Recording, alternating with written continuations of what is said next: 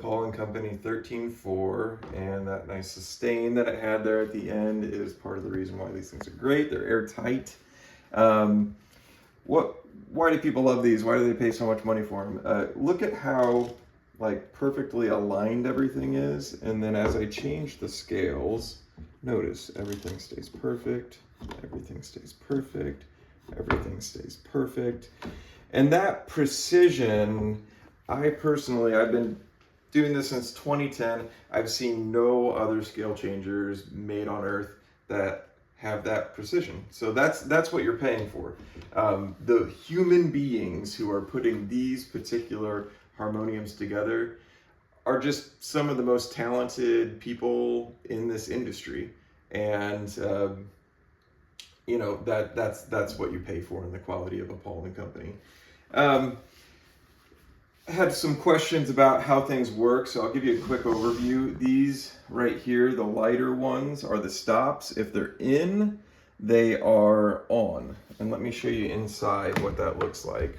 So right now you see all of these valves are open. I can just show you an example here. If I close this off by pulling it out, it closes this off, so air is not going to hit these reeds up here, which are the smallest ones, and those are vertically inlaid. They are the female reeds. The rest of them are male, base. The base are the only ones that are horizontally inlaid in this one. And yeah, that's how it works. So it's kind of backwards from typical harmoniums. Out is off and in is on. That's the default on this Paul & Company. The other knobs you have 1, 2, 3, 4, 5, 6, 7, and I'm going to show you what they correlate to inside here. So you have 1, 2, 3, 4, 5, 6, 7, and if I just open that last one, you'll see on the reverse side of it, inside the base air chamber, there is a reed right here, and then there's 1, 2, 3, 4, 5, 6 more. 7 total. And all of those, if you open that, it allows air to go through that reed constantly as a drone. So there's 7 drones on this instrument and 4 stops, 1 for each set of reeds. Let's see, what else is there to explain? I'll explain the coupling mechanism. So right here, you can kind of see inside of there. There are these bars, and if I press this key, it's going to lift up.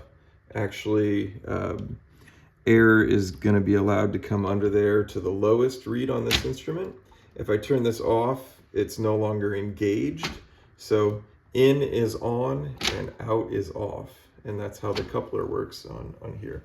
These bars, this mechanism is way better than the mechanisms inside deli-style harmoniums. You'll see that a lot of people strip those out because they're clicky. They're like little wire pieces. These wooden bars don't have that clicky problem. That makes them better. But what's a challenge with these is you've got so many moving parts on a Kolkata-style harmonium. So you've got 1, 2. There's actually a third component you don't see that's allowing like a lifter. And then you also have this, so it's like a 4-part key mechanism. A lot more complicated, so that's kind of, anytime things are complicated, that's a downside. But that's how they're made. And it's, if they're done well, which they are done well on this Paul & Company, then it can be a cool feature. If it's not done well, and that's why Old Deli Music, we don't sell a lot of scale changers, because we just don't want to deliver someone a bad product and a bad experience.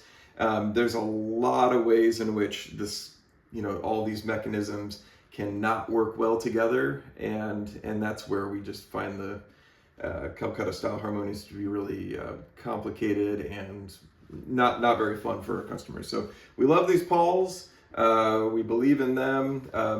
I think the final thing to note with Paul & Company is that they are the most copied harmoniums on earth. There's so many fake Paul & Companies that are convincing, but they're not the legit Paul & Companies made in the shop that I'm, reviewing so well. They're something that's a copy. It looks similar, but it's not as precise, and people struggle with those. So be careful. If the price is too good, that's generally the indicator that you're not getting a authentic Paul & Company. Paul & Company, really, they only sell to a handful of outlets. So just be cautious. One thing I want to note, another question we have is about maintenance. So this is probably one of the most annoying mechanisms. I see these get kind of not working great. Has nothing to do with the instrument. It's just the box, it's a collapsing box. So if you ever have an issue with this not opening and closing properly, just a little bit of, we use dry lubricant in our shop. If you spray that in here, it will typically loosen it up. That's probably one of the most common things that comes up. If you have any other questions related to Paul & Company, shoot us an email, and we're always happy to chat about this stuff. Take care.